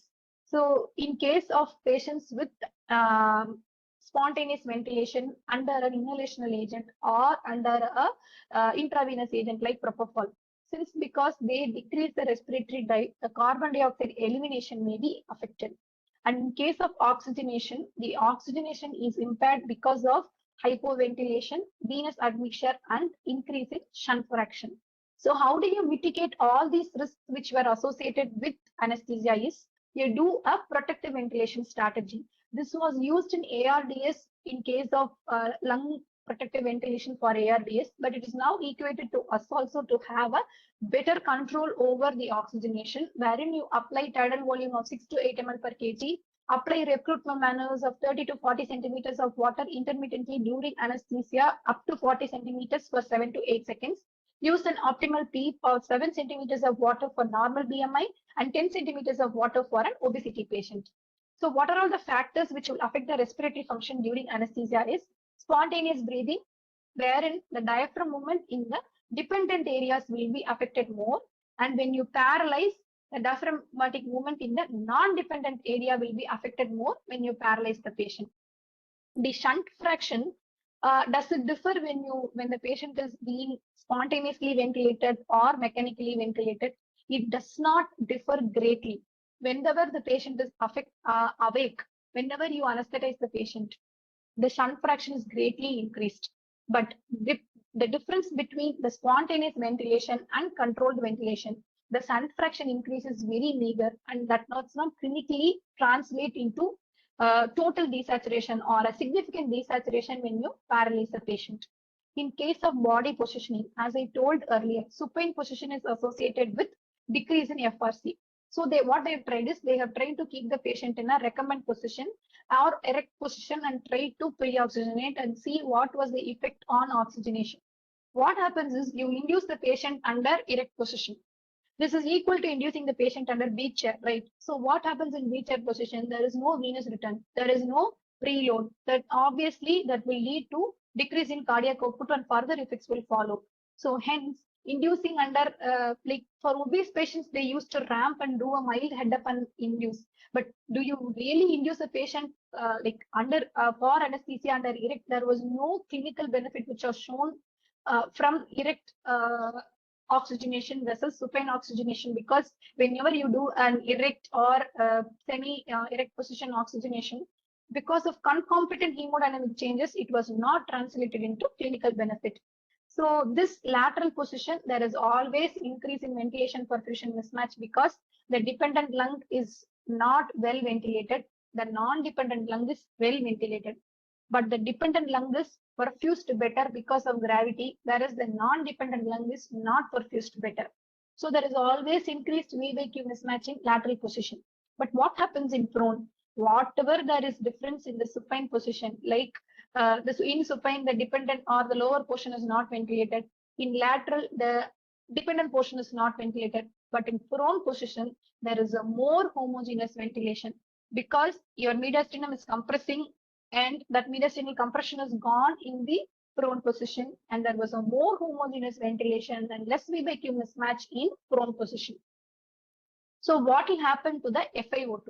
Whenever you try to increase the FiO2, absorption atelectasis will happen. And whenever you are trying to increase the FiO2, you are actually increasing the HPV or you're diminishing the HPV response. So age, does it have an effect under anesthesia? The degree of atelectasis does not change when the patient is somewhere around age between 60 to 70, 20 to 70. The degree of atelectasis does not change. But whereas as the age advances above 40, the shunt fraction increases. And in patients who are obese, the FRC is grossly reduced, and the airways also, they tend to close faster than a normal counterpart patients. And the peak airway pressure, the positive airway pressure which you must apply will be increased somewhere around 55 centimeters of water, whereas it was 40 centimeters of water in normal patients. You are applying 7 centimeters of water for normal patients. In obesity, you need to apply at least 10 centimeters of water peak.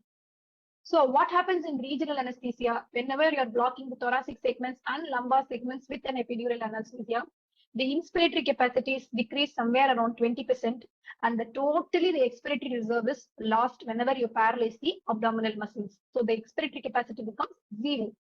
And there is no change in the relationship between closing capacity and the functional residual capacity under the epidural anesthesia. So what are all the effects of individual agents which you are using? So what are this IAAS inhalation anesthetic agents? What these causes is, the first and the foremost is whenever you are using a spontaneous ventilation is They decrease the minute ventilation by decreasing the carbon dioxide responsiveness. They tend to decrease the tidal volume. The patient will somewhere hyperventilate, but with a decreased tidal volume. They have decreased carbon dioxide sensitivity. They have decreased rib cage expression. The tidal volume generated will not be adequate. They have reduced chemoreceptor sensitivity to hypoxia. The chemoreceptors which are present in carotid bodies and aortic arch, even if there is hypoxia, they will actually have increased respiratory depression than respiratory stimulation. And they are excellent bronchodilators which are used even in status asthmaticus.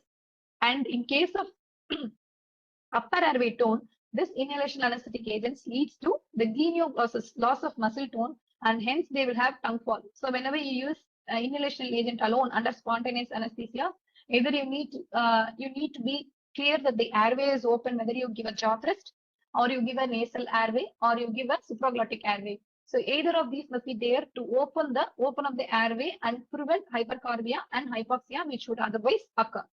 So what happens to the drug is propofol, as you very well know, it is causing decrease in it will cause apnea, decrease in tidal volume and respiratory rate. And thiopentone, it can cause double apnea, where it can cause to laryngospasm by airway irritation and also decrease in tidal volume and respiratory rate. And ketamine is an excellent bronchodilator. And opioids, they lead to decrease in respiratory rate. They cause bradypnea, hypoventilation, carbon dioxide sensitivity also will be lost.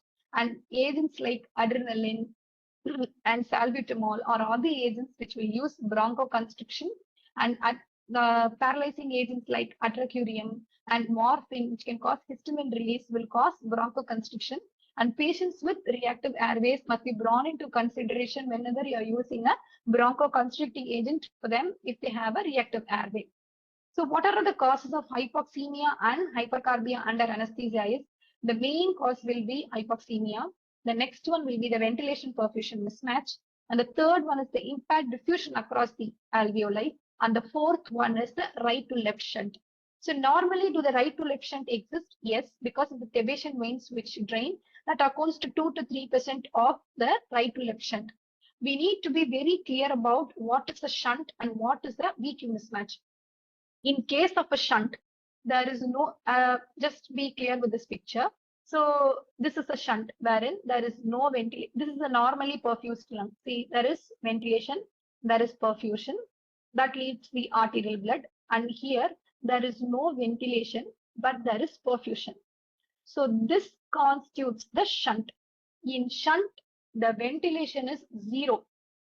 There is no oxygenation which is occurring in the pulmonary capillary blood that is reaching the systemic circulation. So in a shunt, the ventilation is zero. In V/Q mismatch, the ventilation is low. That is because of the narrowing of the airways. That can happen in asthma, COPD, or in case if the patient is under anesthesia, that can happen, isn't it? So the narrowing of airways cause V/Q mismatch. But in shunt, there is complete cessation of ventilation, as you can see in case of any collapse or consolidation. So in case of shunt, the ventilation is zero. There is complete cessation of ventilation. And whatever oxygenation you give, in case of shunt, you increasing the FiO2 will not increase the PaO2 in case of shunt. One need to be very clear. You will be asked this repeatedly in any examinations you go. Oxygen therapy does not improve hypoxemia in a shunt because the ventilation itself is zero. But in V/Q mismatch, if you give oxygen therapy, because the airways is just narrowed, the oxygen therapy will definitely improve hypoxemia. This shunt fraction can increase up to 20 to 30, even up to 50% during anesthesia or any pathological states, like in case of collapse or consolidation. Normally, during anesthesia, the shunt fraction and they actually coexist. So they are together called as a perfect shunt which exists. So you cannot delineate between like how much percentage is a shunt, how much is the V/Q mismatch clinically.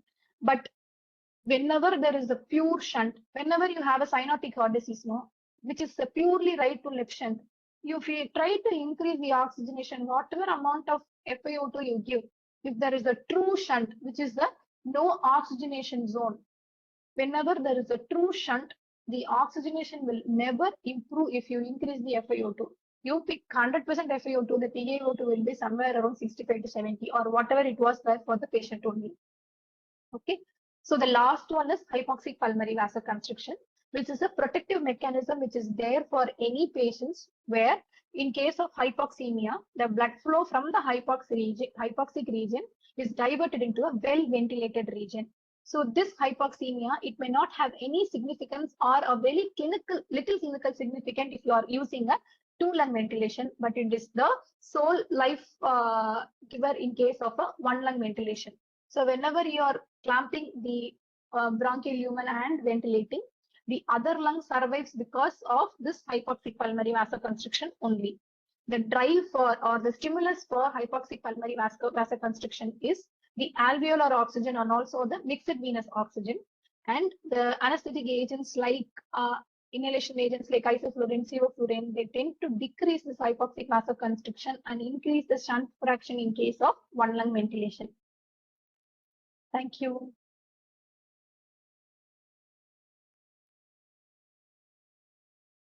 Thank you very much, madam. Thank you, sir.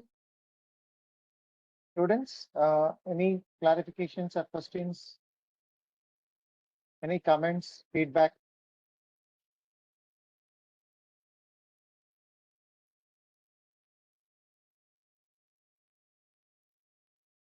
I hope the session was very crystal clear and madam has made it so simple, and even though the topic is so confusing and it is really pure physics, rather more of physics rather than biology.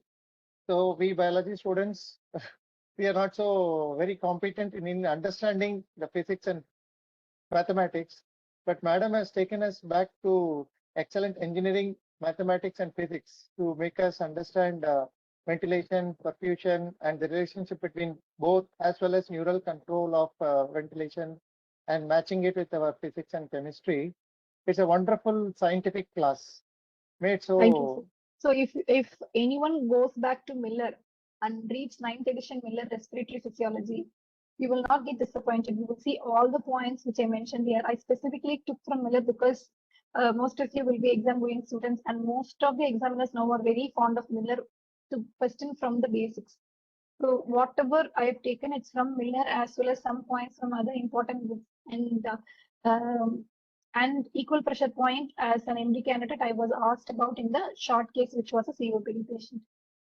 So if you try to understand the concepts and try to explain the examiner in a way that you have understood, it will be very easy for them.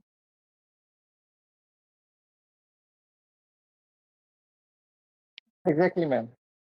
And we anesthetists are the ones who are the only exclusive physicians who use the route of our drug administration as lungs and respiration. None other than anesthetists are capable of using this route. Most of them use either the intramuscular route, intravenous route, or oral cavity, GIT, Yes, and other things. We are the only people using the lungs, airways, alveoli, and through blood we reach the target site by a phase. So it is very, very important for all of us to understand the basics of our anatomy and physiology of our route of administration of our drugs. Okay, so it is very essential. This part is beautifully covered, and thanks to madam for taking such a wonderful, really impressive, impactful class on this very relevant topic, madam. Thank you so Thank much. you, sir.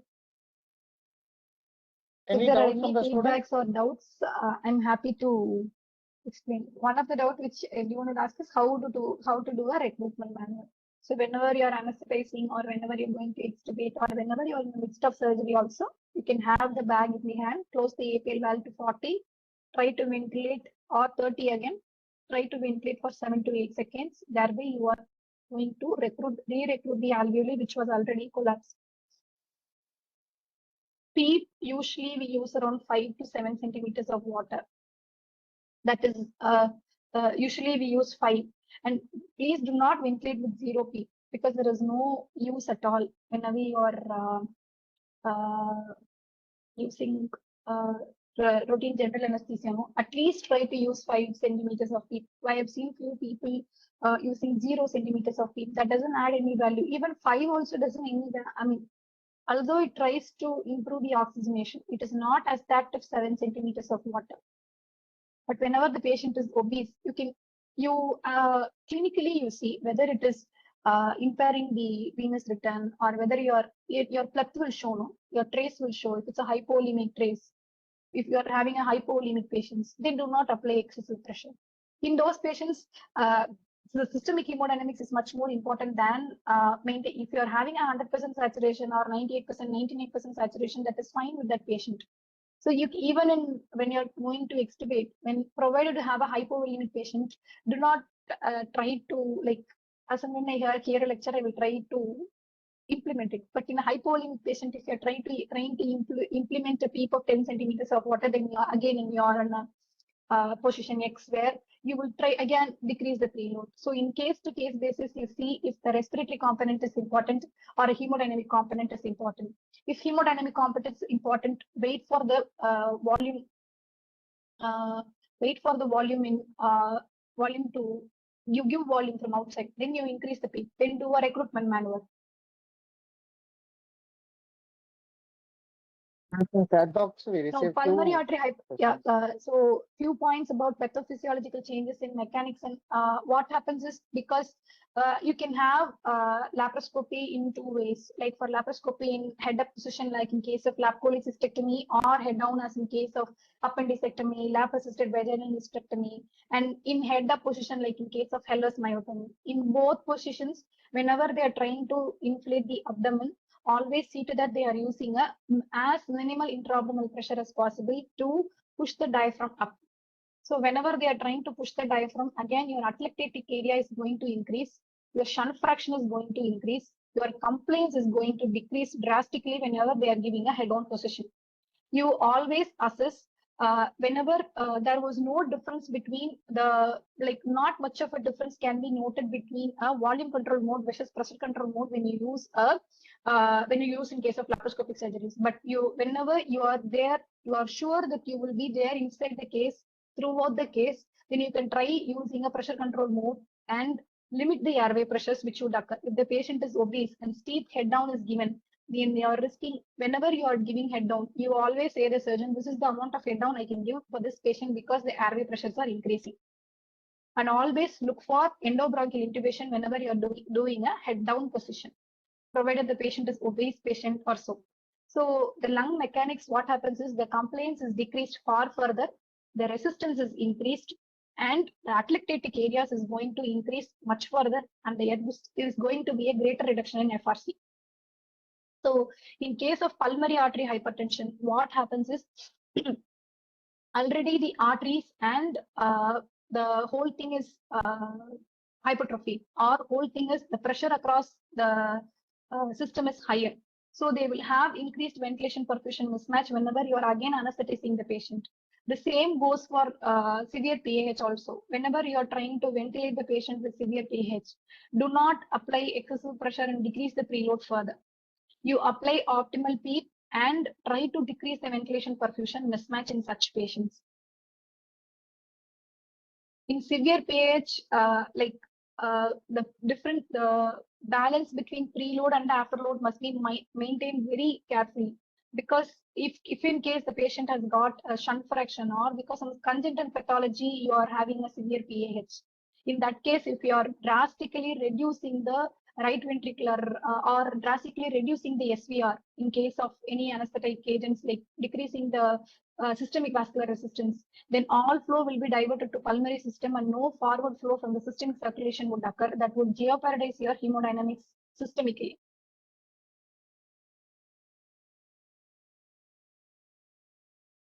Thank you, madam. Thank you, sir. Yeah, actually, our respiratory system is so beautifully designed by nature, and I recommend all our students to go and study comparative anatomy and physiology, how the birds control their blood circulation and ventilation while flight. The ventilation, respiratory physiology in birds and respiratory physiology in fish, that will give a lot of understanding about our human respiratory physiology and anatomy. And one interesting concept about our respiratory system is your larynx is designed as a passage to vocalize as well as protect your lower down airway. And even as Madam said, the pursing of the lips in a COPD patient moves your equal pressure point according to the need of the patient. In a COPD patient where there is a chance for airway collapse because of the destructive changes of the pathology involving the bronchial airways, whenever the transthoracic pressure increases due to extra effort applied for expiration by the patient, the pulmonary transpleural pressure is more than the pressure inside the smaller airways. So which closes the airways below the major airways with cartilaginous support. The cartilaginous support is provided in the lower airways up to 16th generation of the divisions. So up to that point, you are protected. Airway collapse is not happening by whenever you increase your pleural pressure. But below that, whenever there is extra effort to expire and exhale the gases from the alveoli, the outside pressure is more than the inside pressure as far as the bronchioles and airways, lower airways are concerned. By pursing your lip, you increase the pressure in those airways from inside. So the outside pressure is comparatively still lesser than the pressure inside the airways. So the alveoli get time to empty fully. This is the concept of equal pressure point. So the COPD patient is pursing the lip, and the same thing we are applying during anesthesia by applying PEEP. By PEEP, during the expiration, you increase the pressure inside the smaller airways bronchioles, and the exhalation is given time. So the respiratory rate is set in such a way, and the inspiratory-expiratory ratio is kept in such a way, you allow at least 1:2 ratio for exhalation to allow gas exchange. And the third point about our beauty of our respiratory system is, beyond the 16th generation, we have chemical function of the lungs and the airways. Before that, passage, conduction function. And before that, the vocal function or vocal cords. And at that level and above that level, this airway is shared for other functions like your food intake. Your alimentary tract is also sharing the same passages, and your olfactory function is also sharing the same passages. And more than all, your vocalization using the tongue. And the tongue is the biggest organ in the entire life of the human being, which does not have any bone, which does not have any cartilage to support it, but still it can cause maximum damage. And it can protect us also if it is used properly. So the respiratory system involves interaction with so many other functions of the body, most importantly our day-to-day life also. With this lighter sense note, can we sign off today's meeting, madam? Yes, sir. I hope I made at least few points clear, and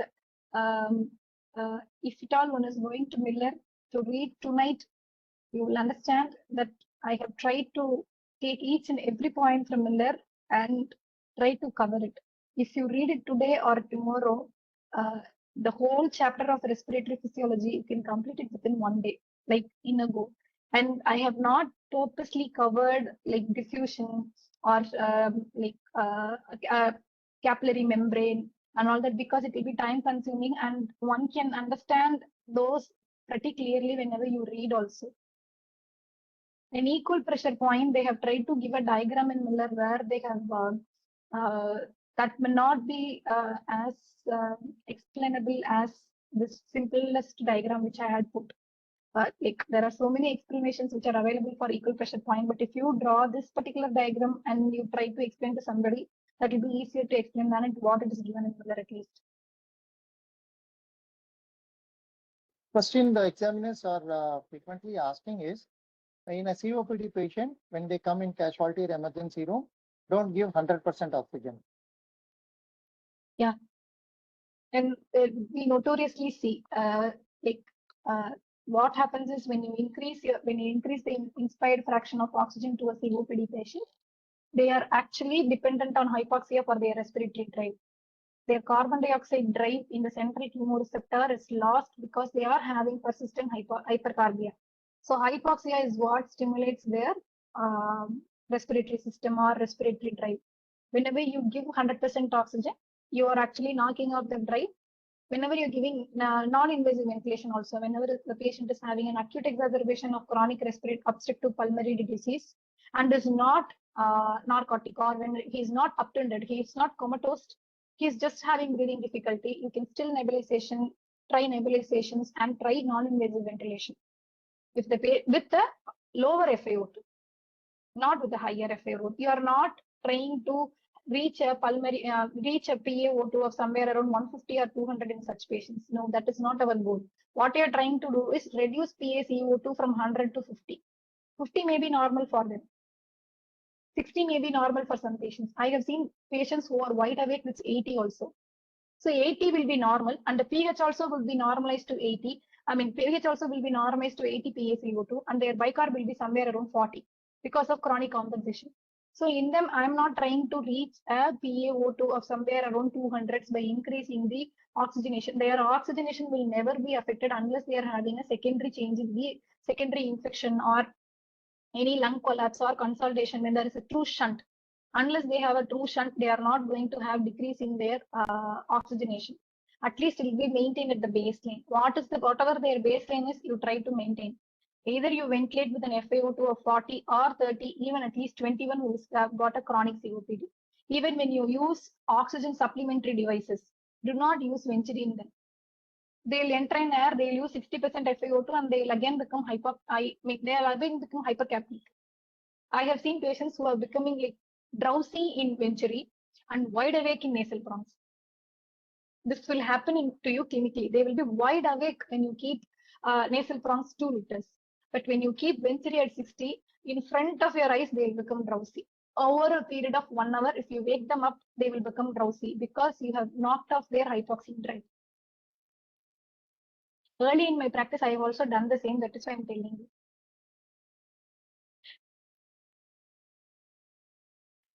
Thank you very much, madam. It's a Thank you, wonderful, very nice presentation as well as a very impactful presentation. I hope students got the message and they were made very clear about the basics of respiratory mechanics and how it applies to day-to-day practice of anesthesia. And once again, I thank on If behalf there of are any Raisa. feedbacks, kindly let Kamachi Selvan sir know so that I will also be okay to prepare for the next time and to talk to you about further classes also. It is pure theory, I understand, but I have tried to explain this with this balloon and all in a more practical way.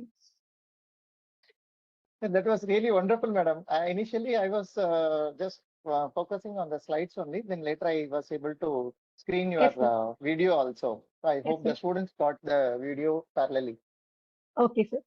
Yeah. Okay. Thank you, madam. Thank you, Thank you, sir. students. Thank you Can we so much, sign up sir. today's meeting? Thank you all.